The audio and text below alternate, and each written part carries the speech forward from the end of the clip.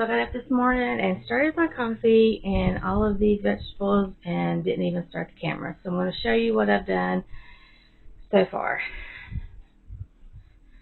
Yesterday we got 2 more boxes of the Rama tomatoes, and so I already did the first box and they are in the oven.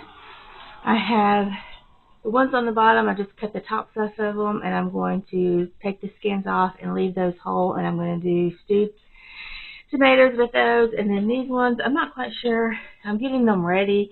I can either do Rotel, Salsa, just some more tomato sauce. I haven't decided yet, but those are going. All of these tomatoes and those right there, I found some more, are from my father-in-law's garden. And so I've washed them, cut the tops off, and I think I'm just going to do tomato sauce with these. Here are the pieces that I cut off. I'm going to put those in the compost. I bought another little bag of, I'm making a mess, a little bag of half-runner beans. So I've got those broken, and they're soaked in some vinegar water. And then over here I have some peppers and some zucchini. The zucchini we got at Farmer John's farm stand. All of the bell peppers are from my garden. They're tiny, but I'm still proud of them. This one's a big one. I mean, for me, it's a big one. Anyway, and then I've got a few jalapenos that are from my garden and some from my brother-in-law's garden. Also, some of these hot banana peppers are from my garden and also my father-in-law's garden.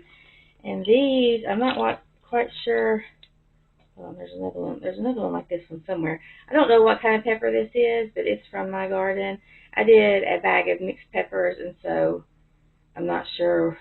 I know the jalapeno ones that were going, but anyway.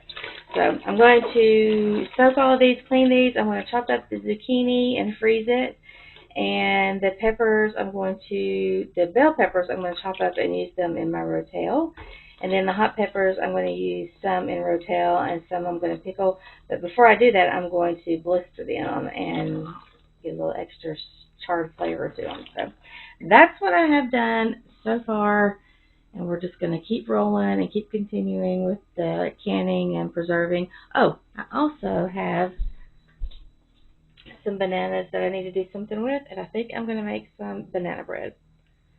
So, yeah, good things happening in the kitchen today. I forgot to show you the cucumbers that I got out of the garden last night. I think some of my plants are dying. They're coming to the end of their season, but I'm still getting a few cucumbers. I've done all the pickles I'm going to do, so these are just for eating and enjoyment. So let me also say, welcome back to my channel, or if you are new, welcome. I'm so glad that you guys are here. On this particular day, I had put the Roma tomatoes in the oven. I'm going to roast them, and then it's very easy to peel the skins off once they cool. I just like that extra roasted flavor that it gives to the tomatoes. I think I've mentioned this before. In the past, I have never de-seeded or took the skins off of my tomatoes, especially when using the Rama tomatoes, because I'm using an immersion blender and I'm going to blend them up really fine, and it doesn't bother me. It never has bothered me. But in my last video, I showed you the food meal that I got, and so this year I have taken skins off of my tomatoes. Every one that I've canned, I've taken it off just because I'm doing them a little different, and I love using that vintage food meal. So right here, I'm taking all the skins off of these Roma tomatoes, and I'm just going to boil them down a little bit, and I'm going to can some stewed tomatoes. I'm not going to add any flavoring to this. I'm just going to leave it as is, and then when I get it off the shelf to use it, I will flavor then with whatever I am making. So I roasted the tomatoes for about 30 minutes in a 400-degree oven, and then I do let them cool a little bit because the skins come off a lot easier. But that just gives me time to do something else, like, cut up peppers, or, I've always got more than one thing going in the kitchen when I'm doing canning projects. So it was easy to let these set and let these cool. So here I am going to, the tomatoes that I just took out of the oven, I am going to use the food meal on those because I'm making some more tomato juice. And basically all you do with the tomato juice is I'm running my tomatoes through the food mill and all that stuff that comes out in the bottom. I'm going to heat it up for about 5 minutes, let it come to a boil for about 5 minutes, and then I'm going to jar it up.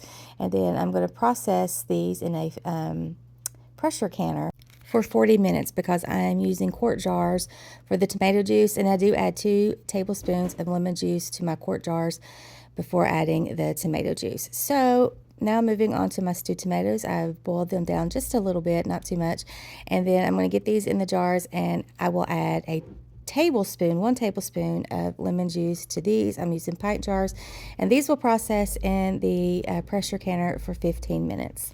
You always want to do your debubbling. You want to wipe your rims, put your lids on, put your rings on, only fingertip tight. You don't want to crank them on there. You don't want to get it too tight. And then get those into the pressure canner. Now, with my pints, I can double stack those in my pressure canner as long as I've got a barrier in between, and I have one of those racks that I put in. I have 2 of them, one on the bottom and then one goes in the middle when I'm double stacking, and that just makes the job go a little bit faster.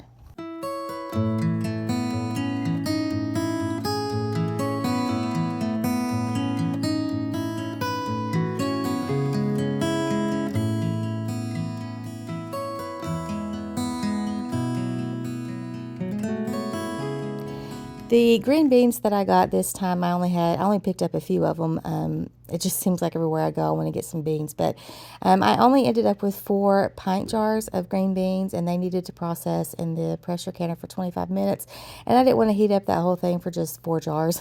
So I went looking in my kitchen to see what I had that I could, maybe put with the green beans, and I had this bag of carrots that needed to be worked through, so I peeled those, and then I'm going to chop those up and put those. I ended up with 3 extra jars, so 7 jars is better than 4, I guess. But I get these in the pressure canner, and they will process for 25 minutes. And all that I do to these is add some filtered water up to it. Then you do the same thing. You debubble, wipe your rims, put your lids and your rings on.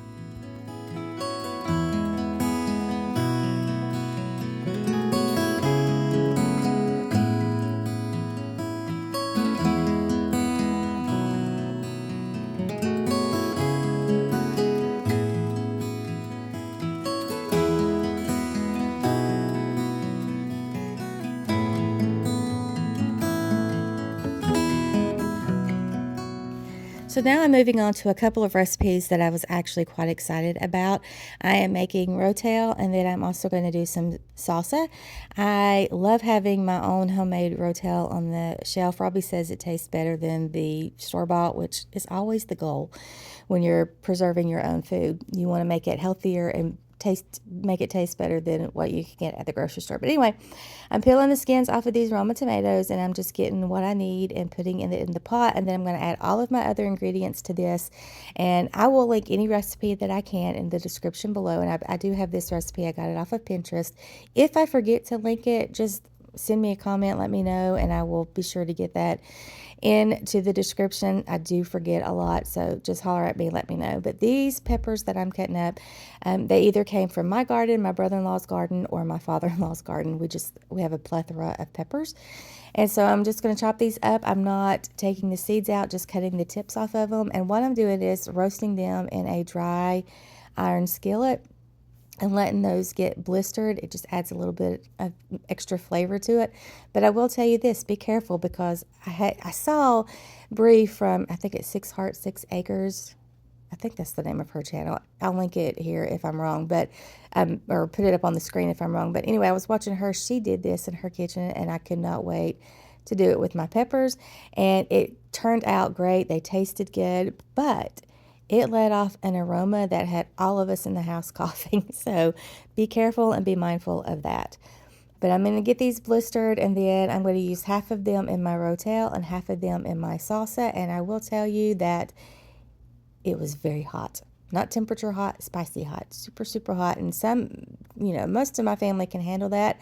I cannot, so I will be coming back later on, probably in a different video, and making a milder salsa because, these were super hot. So while the peppers are blistering in the iron skillet, I'm going to chop up some zucchini, and I'm going to get this in the freezer. I like having this on hand. Quick and easy roasted vegetable for a weeknight or something like that. I like to add it with potatoes and some smoked sausage. So good stuff right there. So I'm getting those in the freezer. Just another simple preservation project. And if you'll look behind, up there in the corner, top left corner, in the little bowl, I have some bell peppers. Those are green bell peppers, and those are from my garden. And I'm going to add those to the Rotel when I get the hot peppers done roasting. I'll add those to my pot as well when I'm making the Rotel.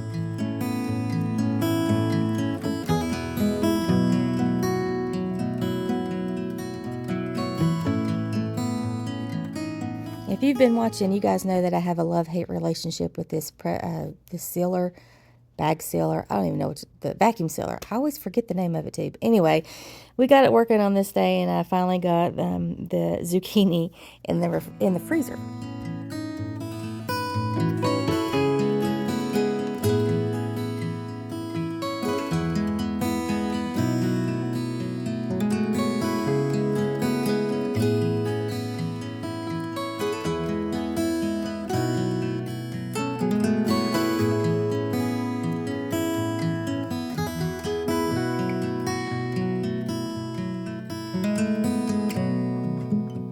Okay, moving back to my Rotel, and over here on the left, that is my bowl of scraps and things that we're going to compost, and we don't usually get to our compost for a few years, so that gives it time to break down the seeds and stuff. So I'm not worried about if, when I use this in the garden, if I have, volunteer tomatoes or anything like that coming back, I'll actually welcome that, and I can thin it out if I need to. But to this, I'm adding the peppers and some onions, and I will link this recipe below, but I do use my immersion blender. I don't like a chunky tomato, period. I want something that's going to cook down, or something that I can cook down. And so I'm going to make this a smooth sauce, and I'm going to get it in my jars. I am using 8-ounce jars for this because the cans in the store are 10-ounce, so it works out in the recipes that we use it for. I didn't tell you that I let this boil down for about 30 minutes before I'm jarring it up. But once I get these finished and get these ready to go, I will process these in my water bath canner for 25 minutes. And here in just a few minutes, you'll see that I forgot to even get that out and get that started. So it takes a few minutes for me to get that canner warmed up before I can put these warm jars into the canner. But once it's done, they process for 25 minutes.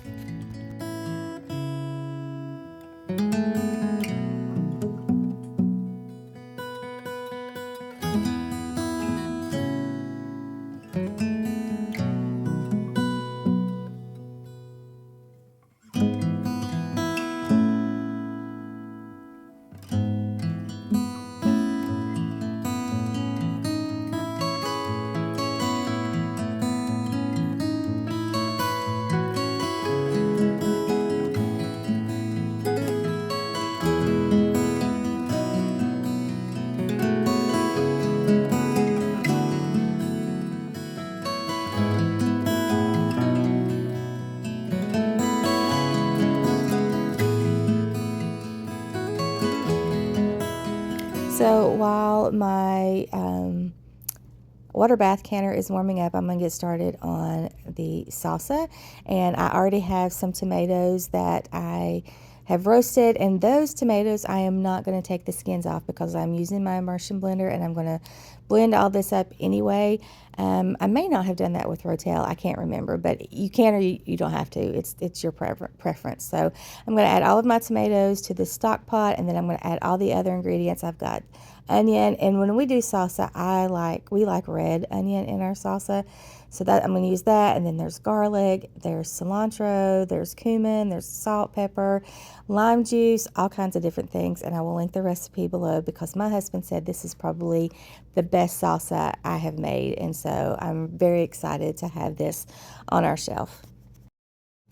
I do alter this recipe a little bit from the recipe I found on Pinterest.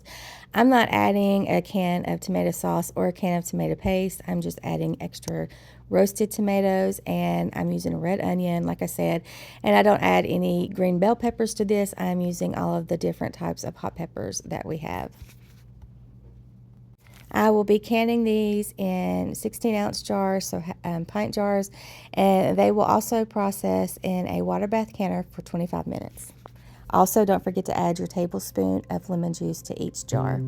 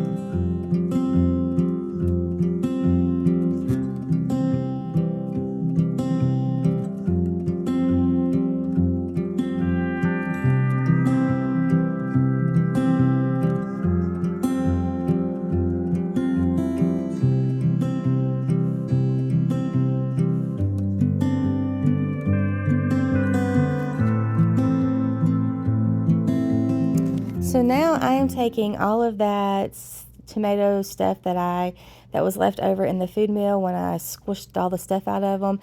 It's seeds, it's skins, it's anything. And so I'm going to spread this out on my dehydrator trays. This was an experiment. I've never done this before. I've heard people do this, and I just wanted to give it a try. And I will tell you that I absolutely love how this turned out.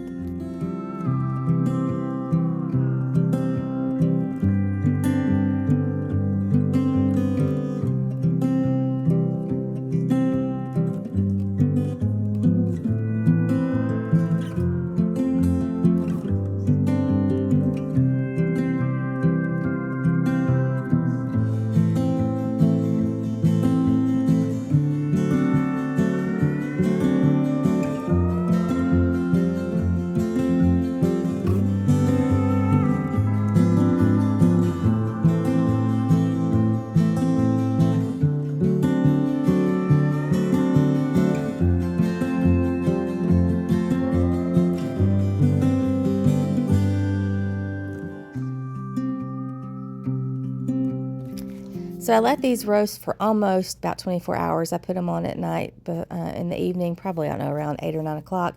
And then this is laid later in the evening the next day. And so this is what they look like when they come out of the dehydrator. I didn't get to them on this day, so I ended up putting them in a baggie and coming back a couple days later.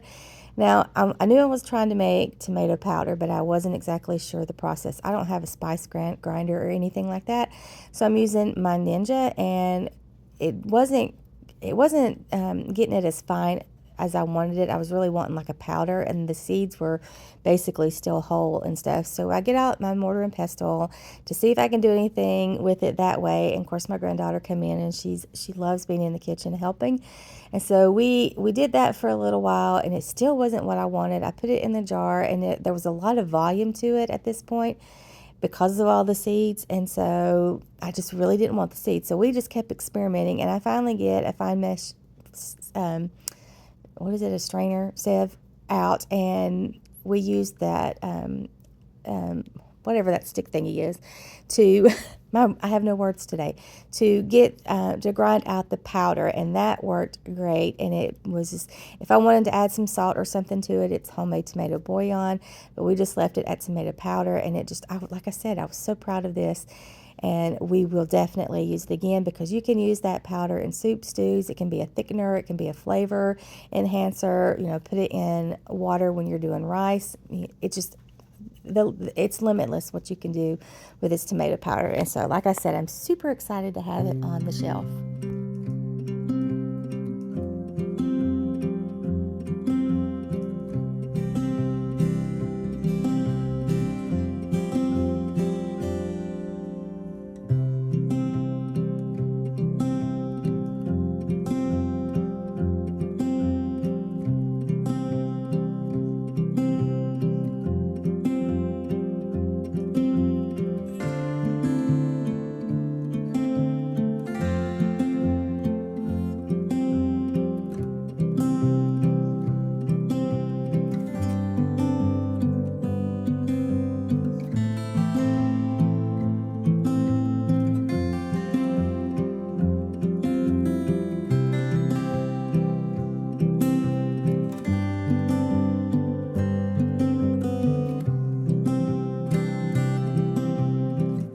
That's going to do it for today's video. I hope that you guys enjoyed it. Let me know what you guys are canning in your kitchen this summer.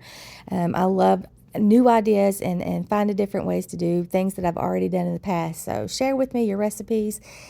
If you liked today's video, please give it a thumbs up. If you haven't subscribed, I would love for you to subscribe. Come back and hang out with me. Until next time, I will see y'all later. Bye.